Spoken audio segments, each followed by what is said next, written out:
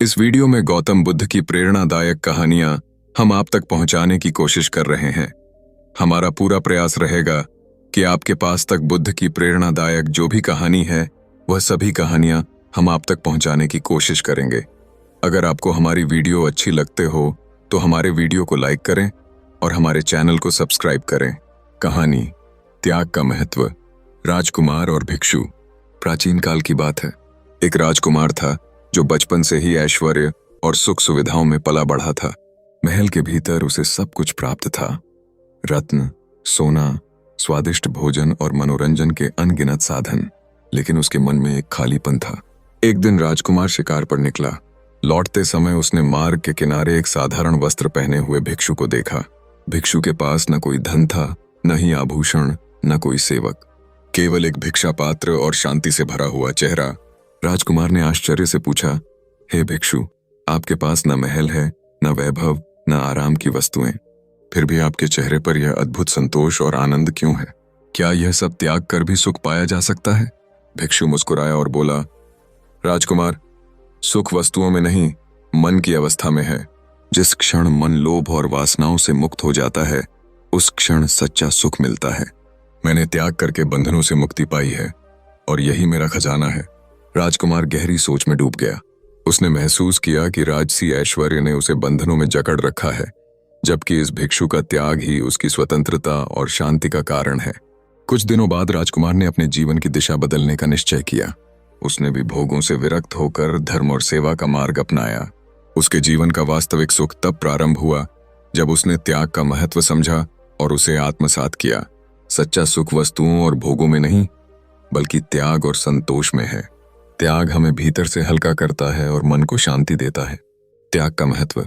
राजकुमार और भिक्षु भाग 2। भिक्षु से मिलने के बाद राजकुमार का मन अशांत हो गया। महल लौटते समय भी भिक्षु का शांत चेहरा उसकी आंखों के सामने घूम रहा था। महल में प्रवेश करते ही उसने देखा, नर्तकियां नृत्य कर रही थीं, स्वादिष्ट पकवानों की थालियां रखी थीं और दरबारी उसकी प्रसन्नता के लिए चापलूसी कर रहे थे। लेकिन आज यह सब उसे बोझिल लग रहा था। रात को जब वह अपने शयन कक्ष में पहुंचा तो उसने दर्पण में स्वयं को देखा। उसके चेहरे पर चिंता और असंतोष था। उसने सोचा, मेरे पास सब कुछ होते हुए भी मेरे मन में शांति क्यों नहीं? और वह साधारण भिक्षु जिसके पास कुछ भी नहीं था, वह इतना संतुष्ट कैसे?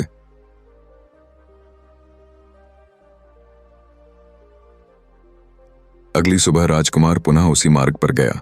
उसने भिक्षु को नदी के किनारे ध्यान करते हुए पाया। मैं भी त्याग और शांति का मार्ग सीखना चाहता हूं। भिक्षु मुस्कुराए और बोले, राजकुमार, त्याग केवल वस्त्र बदलने या महल छोड़ने से नहीं होता। त्याग मन का होता है। पहले यह समझो कि जो तुम्हें मिला है वह स्थायी नहीं है। वस्त्र, सोना, वैभव, शरीर सब नश्वर है। जब तुम इनसे मोह छोड़ दोगे तभी सच्चे त्यागी बनोगे। राजकुमार ने हाथ जोड़कर कहा, गुरुदेव, मुझे इस सत्य की शिक्षा दें। भिक्षु ने उसे पास बैठाया और कहा, त्याग 3 प्रकार का होता है। 1. वस्तुओं का त्याग, जब हम लोभ छोड़ते हैं। 2. अहंकार का त्याग, जब हम मैं और मेरा की भावना से मुक्त होते हैं। 3. कामनाओं का त्याग, जब हम इच्छाओं को नियंत्रित कर लेते हैं। फिर भिक्षु ने उसे एक कहानी सुनाई। एक राजा था जिसने विशाल साम्राज्य पाया, पर वह संतोषी नहीं था। और एक साधु था जिसके पास केवल एक कमंडल था, फिर भी वह राजा से अधिक प्रसन्न था। क्यों? क्योंकि राजा के पास जितना अधिक था उतनी ही अधिक चिंता थी। साधु के पास कुछ न था तो खोने का भय भी न था। यही त्याग का महत्व है। राजकुमार की आंखें नम हो गईं। उसने धीरे से कहा, गुरुदेव, अब मुझे समझ में आया कि वास्तविक सुख त्याग और संतोष से ही मिलता है। मैं इस मार्ग पर चलने के लिए तैयार हूं। त्याग केवल बाहरी वस्तुओं का नहीं, बल्कि भीतर के अहंकार और इच्छाओं का भी होना चाहिए। यही हमें वास्तविक शांति और स्वतंत्रता देता है। त्याग का महत्व। राजकुमार और भिक्षु भाग 3। राजकुमार अब भिक्षु का शिष्य बन चुका था। वह प्रतिदिन भिक्षु से शिक्षा ग्रहण करता और ध्यान करता। धीरे धीरे उसके भीतर एक अद्भुत परिवर्तन आने लगा। महल में जब वह लौटता तो उसके माता पिता, राजा और रानी उसे देखकर आश्चर्यचकित हो जाते। उनके सामने अब वही राजकुमार नहीं था, जो कभी आभूषण और वैभव में खोया रहता था, बल्कि अब उसकी आंखों में शांति और उसके शब्दों में गहराई थी। एक दिन राजा ने पूछा, पुत्र, तुम्हारे इस परिवर्तन का रहस्य क्या है? नृत्य, संगीत और ऐश्वर्य तुम्हें क्यों आकर्षित नहीं करते? राजकुमार ने विनम्रता से उत्तर दिया, पिताजी, मैंने समझ लिया है कि यह सब क्षणिक है। सोना, रत्न, महल सब एक दिन यहीं रह जाएंगे, लेकिन मन की शांति और आत्मा का सुख सदा के लिए है। यह मैंने एक भिक्षु से सीखा है। यह सुनकर दरबारियों में हलचल मच गई। कुछ ने कहा कि राजकुमार अब राज्य संभालने योग्य नहीं रहा क्योंकि वह विरक्त हो गया है, लेकिन राजा समझदार था। उसने कहा, यदि मेरा पुत्र त्याग का महत्व समझ गया है तो वह राज्य को और भी बेहतर ढंग से चला पाएगा, क्योंकि जो त्यागी है वही लोभ से मुक्त होकर न्याय कर सकता है। धीरे धीरे राजकुमार ने भिक्षु की शिक्षाओं को अपने जीवन में उतारना शुरू किया। उसने महल में अनावश्यक खर्च रोक दिए, प्रजा के दुख दर्द सुनने लगा, दान और सेवा में आनंद पाने लगा। उसके आचरण से पूरा राज्य प्रभावित हुआ। लोग कहते, हमारे राजकुमार ने त्याग से जो पाया है वही हमें सच्चा सुख दे रहा है। भिक्षु ने मुस्कुराते हुए कहा, देखा राजकुमार, त्याग केवल व्यक्तिगत मुक्ति ही नहीं देता बल्कि समाज को भी प्रकाश देता है। जब नेता त्यागी हो तो उसकी प्रजा सुखी हो जाती है। राजकुमार ने हाथ जोड़कर प्रणाम किया और कहा, गुरुदेव, अब समझ में आया, त्याग केवल अपने लिए नहीं बल्कि समस्त जगत के कल्याण के लिए आवश्यक है। त्याग केवल साधु या सन्यासी के लिए नहीं बल्कि राजा, व्यापारी, गृहस्थ सभी के लिए आवश्यक है। त्याग से मन हल्का होता है और समाज में प्रेम, सेवा और न्याय स्थापित होता है। त्याग का महत्व, राजकुमार और भिक्षु, भाग 4। राजकुमार का जीवन अब पूरी तरह बदल चुका था। उसके भीतर का लोभ और आकर्षण समाप्त हो गया था। वह अब प्रजा की भलाई के लिए जीने लगा। राज्य की जनता भी आश्चर्य करती थी, हमने ऐसा राजकुमार पहले कभी नहीं देखा। वह राजसी वस्त्र पहनता है पर वैभव से मोह नहीं रखता। वह महलों में रहता है पर मन उसका साधु जैसा निर्मल है। धीरे धीरे यह चर्चा दूर दूर तक फैल गई। पड़ोसी राज्यों के लोग भी यह देखने आने लगे कि आखिर यह कैसा राजकुमार है जिसने त्याग को अपना जीवन बना लिया है। उसने कहा, मेरे प्रियजनों, मैंने समझ लिया है कि राज्य चलाना केवल वैभव और शक्ति का खेल नहीं है। सच्चा शासक वह है जो लोभ से मुक्त होकर न्याय करे और अपनी प्रजा को परिवार समझे। यदि शासक त्यागी है तो प्रजा सुखी होगी। उस दिन दरबार तालियों से गूंज उठा। मंत्री, सैनिक और प्रजा सभी ने राजकुमार की जय जयकार की। भिक्षु, जो इस परिवर्तन का साक्षी था, मुस्कुराकर बोला, राजकुमार, अब तुम केवल राजा नहीं बल्कि समाज के पथ प्रदर्शक बन गए हो। तुम्हारा त्याग आने वाली पीढ़ियों को मार्ग दिखाएगा। राजकुमार ने उत्तर दिया, गुरुदेव, यदि मेरा त्याग दूसरों के जीवन में प्रकाश ला सके तो यही मेरे जीवन का सबसे बड़ा पुरस्कार होगा। वर्षों बाद जब राजकुमार राजा बना तो उसने राज्य को न्याय, दया और सेवा के आधार पर चलाया। उसके राज में न कोई भूखा सोता था, न ही कोई अन्याय का शिकार होता था। और सबसे बड़ा चमत्कार यह था कि उसके त्याग और संतोष ने लोगों के मन से भी लालच और द्वेष मिटा दिया। राज्य स्वर्ग समान बन गया। त्याग केवल व्यक्तिगत साधना नहीं है बल्कि यह समाज और राष्ट्र के उत्थान का मार्ग है। जब एक व्यक्ति त्यागी बनता है तो उसके गुण लाखों को प्रभावित करते हैं। त्याग का महत्व, राजकुमार और भिक्षु, भाग 5। राजकुमार अब राजा बन चुका था। उसकी ख्याति दूर देशों तक फैल गई थी। लोग कहते थे, यह राजा धन से महान नहीं बल्कि त्याग और करुणा से महान है।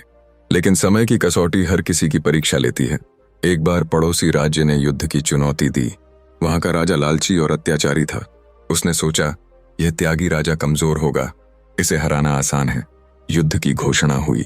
सेनापति ने आकर कहा, महाराज, हमें विशाल सेना तैयार करनी होगी, हथियार इकट्ठे करने होंगे और शत्रु को बल से परास्त करना होगा। लेकिन राजा मुस्कुराया और बोला, सच्ची जीत तलवार से नहीं, हृदय से होती है। यदि हम केवल हिंसा से जीतेंगे तो नफरत बढ़ेगी। हमें ऐसा मार्ग खोजना है जिसमें विजय भी हो और शांति भी। राजा ने अपनी योजना बनाई। उसने शत्रु राज्य में दूत भेजे जो वहां की जनता के दुख दर्द को सुनने लगे। पता चला कि पड़ोसी राज्य का राजा अपनी प्रजा को करों और अत्याचार से कुचल रहा था। राजा ने अपनी प्रजा से कहा, हम युद्ध नहीं करेंगे, हम उन्हें यह दिखाएंगे कि त्याग, सेवा और न्याय से राज्य कैसा बनता है।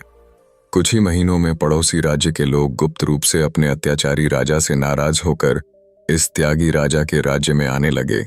उन्होंने देखा कि यहाँ सबको भोजन मिलता है, न्याय मिलता है और राजा स्वयं एक साधु की तरह सरल जीवन जीता है। धीरे धीरे विद्रोह बढ़ा और बिना तलवार उठाए ही अत्याचारी राजा का पतन हो गया। सारी प्रजा ने इस त्यागी राजा को अपना शासक मान लिया। भिक्षु ने यह दृश्य देखा और कहा, पुत्र, आज सिद्ध हो गया कि त्याग केवल आत्मा को नहीं बचाता, बल्कि समाज और राष्ट्र को भी बचा सकता है। यही सच्चा धर्म है। राजा ने नम्रता से उत्तर दिया, गुरुदेव, यदि त्याग से एक भी प्राणी का जीवन सुधरता है तो यह त्याग व्यर्थ नहीं। यही मेरे राज्य का आधार है। त्याग कोई कमजोरी नहीं बल्कि सबसे बड़ी शक्ति है। त्यागी व्यक्ति बिना हथियार उठाए भी समाज और राष्ट्र को बदल सकता है। त्याग का महत्व। राजकुमार और भिक्षु, भाग 6। राजा की त्याग और न्याय से मिली जीत ने चारों दिशाओं में संदेश फैला दिया। अब न केवल उसकी प्रजा बल्कि अन्य राज्य भी उसे धर्मराज कहने लगे। एक दिन महल में एक वृद्ध किसान आया। उसके कपड़े फटे हुए थे, शरीर कमजोर था। वह दरबार में आकर बोला, महाराज, मैंने जीवन भर मेहनत की, पर मेरे खेत में कभी पर्याप्त फसल नहीं हुई। मैंने हमेशा सोचा कि राजा मेरे जैसे गरीब को नहीं देखेगा, लेकिन आपकी दया की चर्चा सुनकर मैं यहां आया हूं। राजा ने उसकी ओर देखा और बड़ी करुणा से कहा, भाई, तुम मेरे लिए केवल प्रजा नहीं, परिवार हो। जब परिवार भूखा हो तो राजा का भोजन भी अधूरा है। राजा ने तुरंत आदेश दिया कि उस किसान को भूमि, बीज और बैल दिए जाएं, ताकि वह फिर से मेहनत कर सके। किसान रो पड़ा और बोला, महाराज, आपके त्याग ने ही आज हमें जीवन दिया है। हम जैसे गरीब ही आपके सच्चे खजाने हैं। उस दिन राजा को गहरी अनुभूति हुई, धन का मूल्य संग्रह में नहीं बल्कि दान और सेवा में है। भिक्षु, जो अब भी उसके मार्गदर्शक थे, मुस्कुराकर बोले, पुत्र, अब तुमने त्याग की चरम स्थिति को छू लिया है। पहले तुमने वस्त्र और वैभव का त्याग किया, फिर इच्छाओं का त्याग किया और अब तुमने अपने अहंकार का त्याग कर दिया है। यही सच्ची पूर्णता है। राजा ने विनम्रता से उत्तर दिया, गुरुदेव, यदि इस त्याग से मेरी प्रजा सुखी है तो यही मेरा राज सिंहासन है। वर्षों बीत गए, राजा वृद्ध हुआ, लेकिन उसका त्याग और सेवा कभी वृद्ध नहीं हुए। जब भी उसकी गाथा सुनाई जाती, लोग कहते, राजा ने हमें यह सिखाया कि राजसी शक्ति से बड़ी शक्ति त्याग है, धन से बड़ा खजाना संतोष है और विजय से बड़ा पुरस्कार करुणा है। त्याग केवल संसार छोड़ने का नाम नहीं, बल्कि संसार को प्रेम और सेवा से भर देने का नाम है। सच्चा त्यागी वही है जो स्वयं के लिए नहीं, सबके लिए जीता है। अब राजा वृद्ध हो चुका था। उसके चेहरे पर झुर्रियां थीं, परंतु आंखों में अभी भी वही शांति और संतोष की ज्योति थी। प्रजा उसे केवल राजा नहीं बल्कि जनक समान पिता मानती थी।